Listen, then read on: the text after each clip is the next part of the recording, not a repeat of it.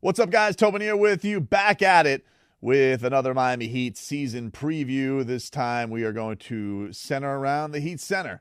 Heat big man Bam Adebayo, year 6 for Bam in the NBA for the 3-time second-team all-defensive player. A lot of snubbery in those second teams. Former All-Star, as he has been the standard bearer for Heat culture, as dubbed by Alonzo Mourning many years ago. Phenomenal talent. You know, he came into the league at 19 years old, so sky's the limit for his potential of being, the best player on this team one day, which I feel that he will be, really, simply because of his work ethic. What are you seeing during the game? So, you're always there. Everybody sees you on the phone at the game. What do you Listen, I judge a person by their work ethic. He already has the skill, but his work ethic is off the charts. So I know that he's going to be the best player on our team, the best player in our organization. He will lead our franchise one day to the promised land. I don't want to put any pressure on him at all, but I know just based on how he works, how hard he works, and his God-given abilities, that he will. We're gonna raise his jersey in the Raptors one day, and I tell you, he's gonna lead this franchise. He just turned 25 years old this past summer, and Pat Riley, while praising a lot of the things that he does on offense, also says that a lot of the Heat shooters owe Bam Adebayo a lot of their money. He's always getting somebody open. Duncan should pay him half his check. Tyler should pay him half his check. Max should pay him half his check. I mean, you don't realize what he does to get people open. And as previously mentioned, he continues to get snubbed for not being named to first-team All-NBA defense. In fact, many arguments that he could be the defensive player of the year, one that went to Marcus Smart inexplicably this year. And this is something that really, really upsets Bam. If I'm not first team, well, you know what I'm going to say. That's disrespectful. If they put me on second team, I'm disrespected. At that point, it's politics, and you can't change my mind on that. Taking a look back at Bam's 2021-2022 campaign last year, first thing that really stands out is that he had the first real major injury of his career. Other than that, Bam Adebayo, of course, had that injury that he suffered in the Eastern Conference Finals and aggravated in the finals that really hindered him against the Los Angeles Lakers in 2020. But for the most part, this has been a guy who is always reliable to go out there game after game after game and give the Heat a lot of minutes and a lot of production. This year, of course, he suffered a thumb injury, which some said may have had a benefit for his knees because he was dealing with some stuff there as well, but had to get thumb surgery, missed the middle of the season, which did allow Omer Yurtseven to get some playing time and put up a lot of double-doubles in Bam's absence. But he continues to be one of the most unique things that the Heat have on their court, with his ability to defend at the rim, defend on the wing, and his ability to basically truly guard 1 through 5 in this league.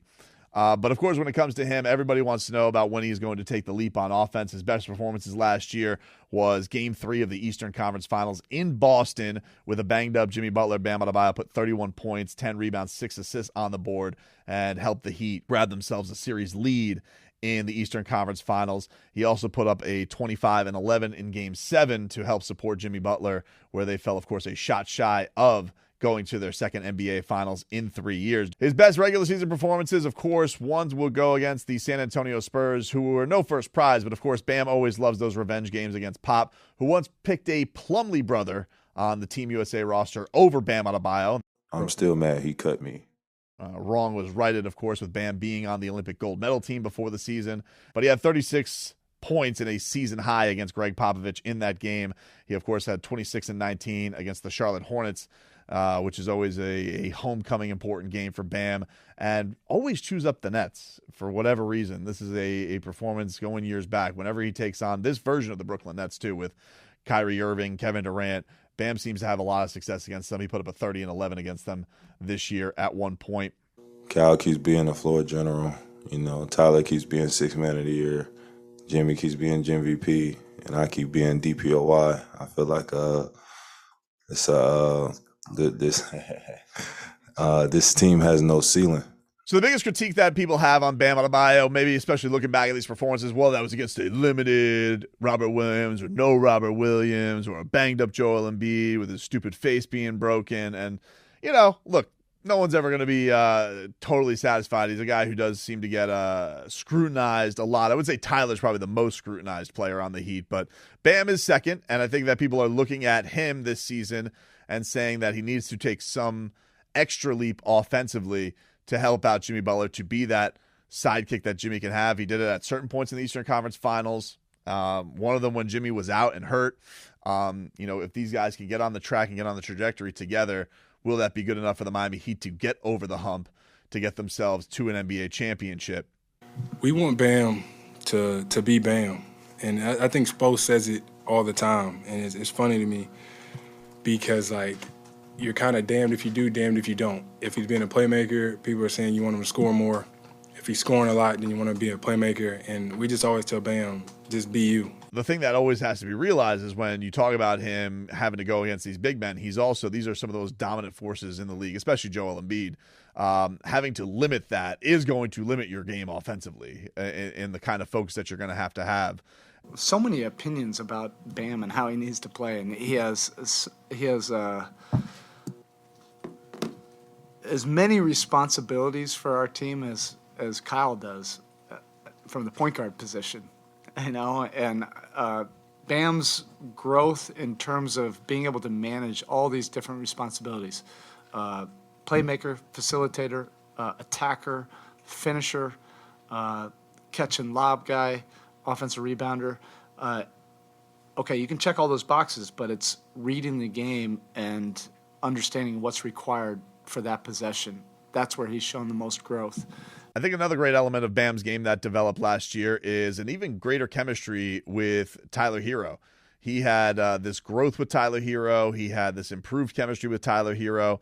KFC, the Kentucky connection. I think after All-Star break, too, we just had a connection, like Spo said, with the reps that we've gotten over the years. And we found a pretty good connection. Obviously he's a hard target to miss, how big he is and how high he jumps getting to that rim. So he makes it easy on me, and I'm glad he's with us. I actually don't think anybody calls that may just me being Leroy making our own things up. But if it's not a thing, it should be a thing. KFC should be a thing. I'm just saying. Kentucky connection. Think about it, guys. Yes. Oh! Bam Adebayo also last season declaring that Pepas was the song of the people that gets the people going. What's the song? Papayas? Pepe's. Yes. That right there get the crowd going. I'm just throwing it out there. He also continues to love messing with Udonis Haslem.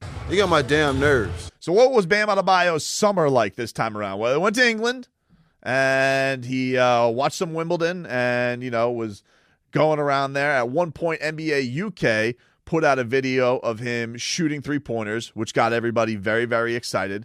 He played a lot of basketball with Donovan Mitchell in the Miami Pro League. The other thing that was very impressive and great to see is that while Kyle Lowry was at the UFC Performance Center, Bam Adebayo went out there to work out with him, and I loved seeing this. We know that Kyle Lowry and Jimmy Butler have a great chemistry, have a great friendship, but Bam and Kyle, had some time together last year, and there were times where Kyle was out. There were times where Bam was out.